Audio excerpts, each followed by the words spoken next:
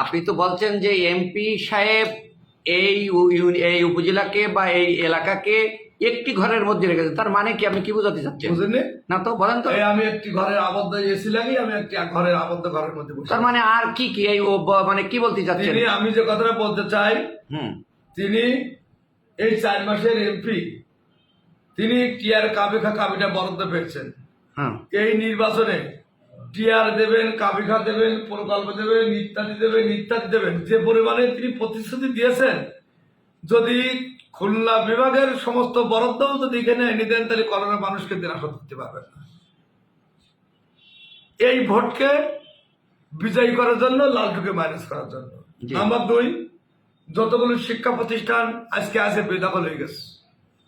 তার স্ত্রীকে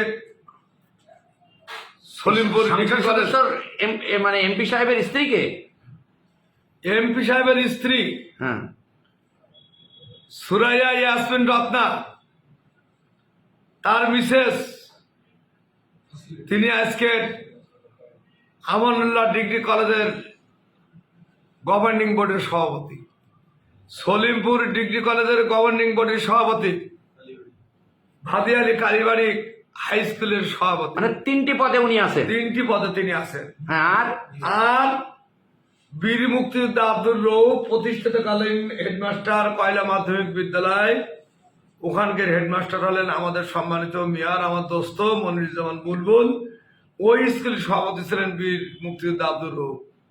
তাকে সরিয়ে দিয়ে ওখানে অনেকগুলো নিয়োগ আছে, 5টা কি 7টা নিয়োগ আছে।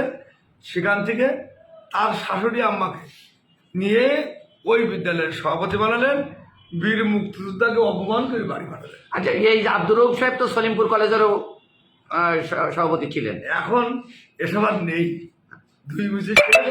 এই জন্য বললাম, এমপি আজকে ঘরের মধ্যে আবদ্ধ, উপজেলা আওয়ামী লীগ আজকে ভাঙনের মুখে পড়েছেন।